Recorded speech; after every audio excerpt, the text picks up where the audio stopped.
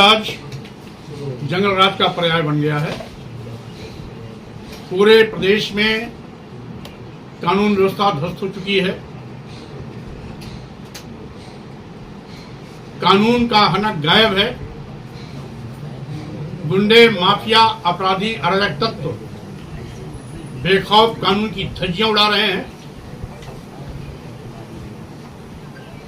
फलस्वरूप आज बड़े पैमाने पर दलितों, पिछड़ों की हत्याएं हो रही हैं। साथ ही साथ महिलाएं दुराचार की शिकार हो रही हैं। अपराध की बाढ़ सी आ गई है। जंगल राज के मामले में भारतीय जनता पार्टी का गुंडा राज, जंगल राज, समाजवादी पार्टी के जंगल राज को भी पीछे छोड़ दिया है। यूं कह लिया जाए कि आजादी के बाद अब तक सबसे अधिक कोई अराजक सरकार है जिसमें बेहद बड़े पैमाने पर जंगल राज और गुंडा राज का खौफ आम जनता पे है, तो उत्तर प्रदेश की भाजपा सरकार है। कुछ दृष्टांत देना चाहूंगा। जब फतेहपुर में थाना बकेवर के शिव कुमार कोरी की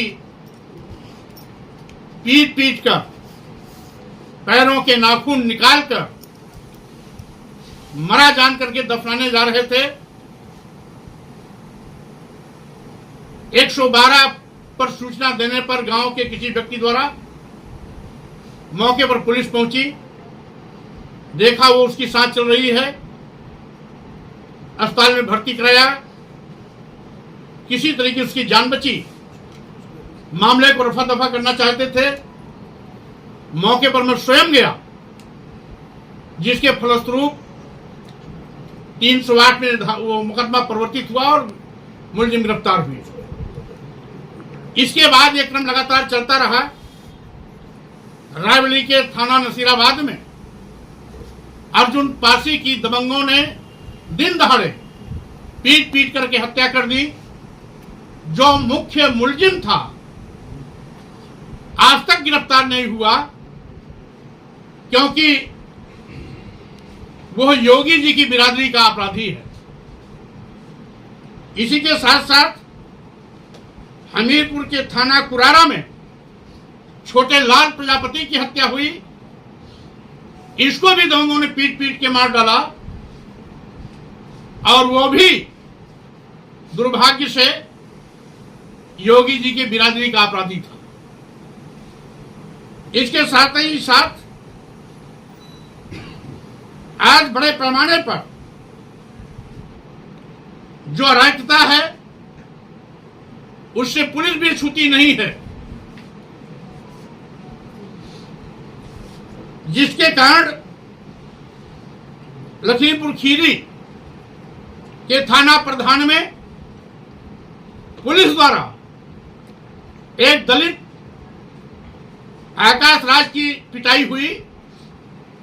उस पिटाई के फलस्वरूप उसकी मौत हो गई। इसके साथ ही साथ गोंडा में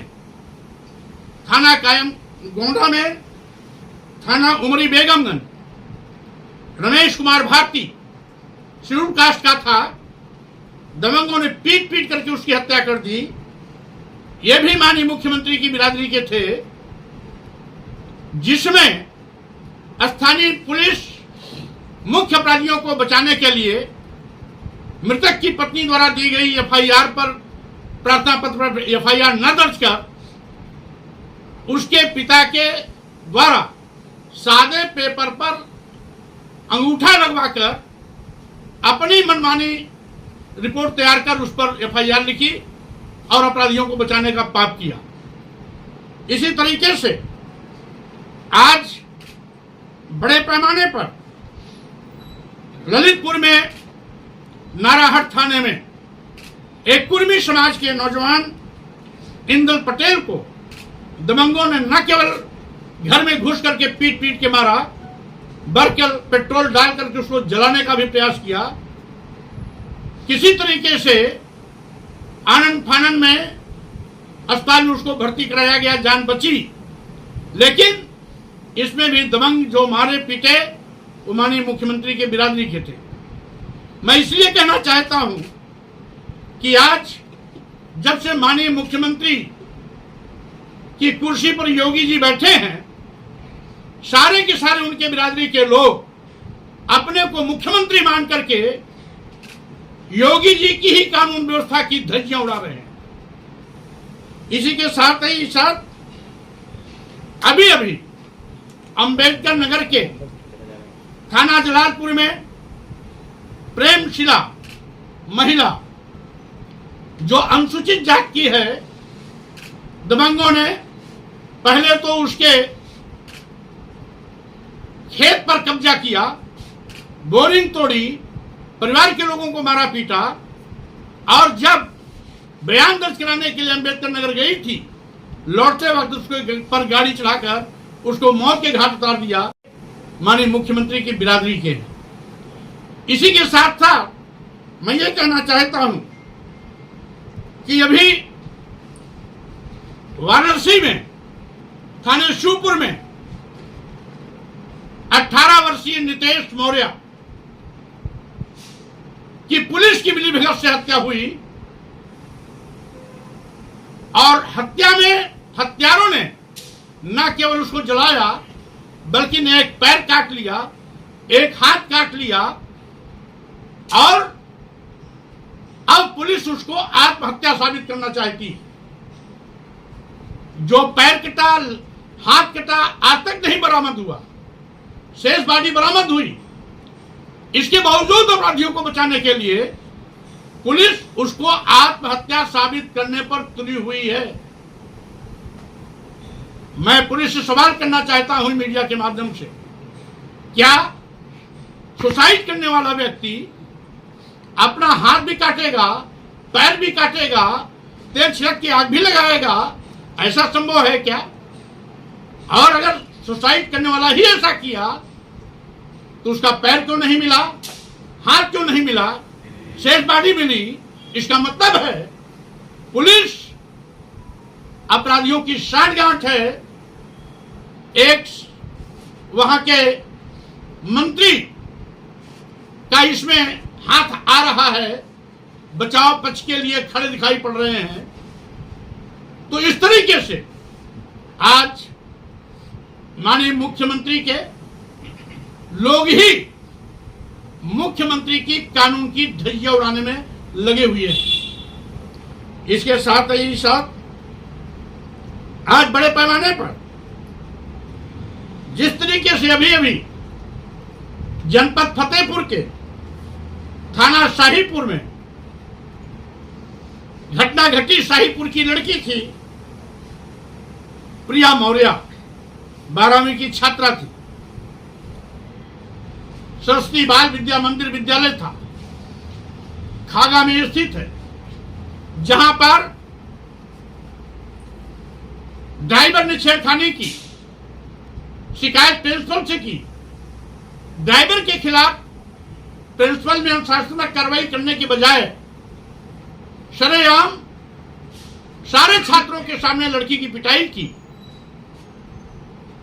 अवगत कराया गया कि विद्यालय के तीसरे मंजिल से कूद करके अपनी जान दी, लेकिन वहां जाने पर यह पता लगा कि प्रिंसिपल और ड्राइवर की साजिश से कॉलेज के ही लोगों ने उसको तीसरी मंजिल से ला जाकर के फेंका।